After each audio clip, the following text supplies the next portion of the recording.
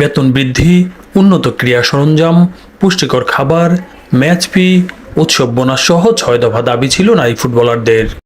শর্ত পূরণ না হলে এশিয়ান গেমসের ক্যাম্প বর্জনের হুমকি দিয়েছিলেন তারা। তাদের দাবি মেনে অবশেষে বেতন বাড়িয়ে আনুষ্ঠানিক চুক্তি করেছে বাফুফে। প্রথমবারের মতো এই চুক্তিতে ফুটবলারদের যেমন দাবি মেনে নিয়েছে ফেডারেশন, তেমনি তাদের উপর আরোপ করা হয়েছে বাধ্যবাধকতা। প্রাথমিকভাবে এই চুক্তির মেয়াদ 6 মাস। বাফুফের এই চুক্তির আওতায় এসেছেন 31 ফুটবলার। আগে অনানুষ্ঠানিকভাবে 34 ফুটবলারকে মাসিক পারিশ্রমিক দিত বাফুফে। নারী দলের অধিনায়ক সাবিনা খাতুন পেতেন মাসিক 20,000 টাকা। জাতীয় দলের অন্য ফুটবলাররা পেতেন 10,000 টাকা। বয়স ভিত্তিক ফুটবলারদের জন্য বরাদ্দ ছিল 4, 6 কিংবা 8,000 টাকার মতো।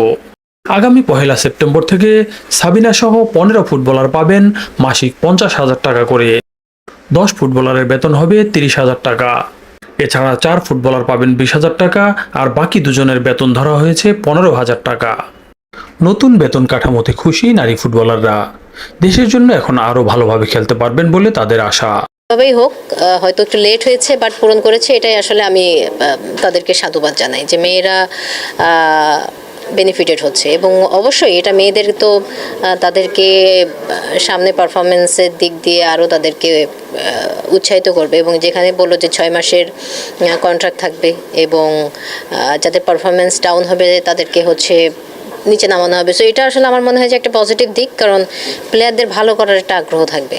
কারণ সে যেখানে আছে সে নিশ্চয়ই চাইবে না যে সে 50-এর ক্যাটাগরি থেকে 30-এর ক্যাটাগরিতে আসুক। আমার কাছে ওভারঅল মনে হয়েছে ঠিক আছে।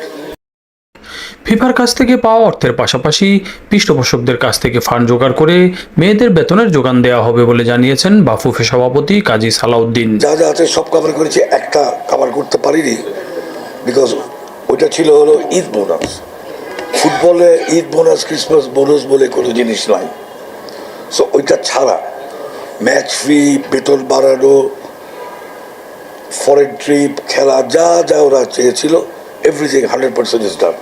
ইয়াং গার্লস, ফার্স্ট জেনারেশন, আপনারা যত কথাই বলেন লেখেন, but this is the first generation of মেয়েদের ফুটবলার। লাইক ওরাই বলছে 2010 থেকে শুরু করেছে। সো এদেরকে আমি কিছু এক্সট্রা ফ্যাসিলিটিস দিব। যখন ক্লাব এসে ওদেরকে নিয়ে যাবে, আমি গোটা টাকাটাই বলবো ওরা রাখ। এবারে এক নজরে দেখে নেওয়া যাক নারী ফুটবলারদের মধ্যে কে কত বেতন পাবেন।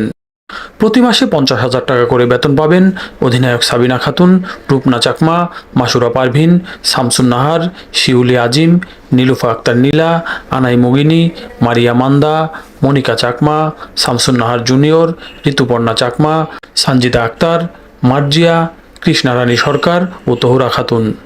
30,000 টাকা করে পাবেন সোহাগী কিসকু, স্বপ্না রানী, আফিদা খন্দকার, শাহেদা আক্তার রিপা, স্বর্ণা রানী, আকলিমা খাতুন, সুরমা জান্নাত, সাথী বিশ্বাস, মাতসুসিমা সুমাইয়া ও উন্নতি খাতুন। 20,000 টাকা করে দেওয়া হবে হালিমা আক্তার, কোহাতি কিসকু, নাসরিন আক্তার ও ইতি খাতুনকে। আর 15,000 টাকা করে পাবেন মিস রূপা ও আইরিন খাতুন।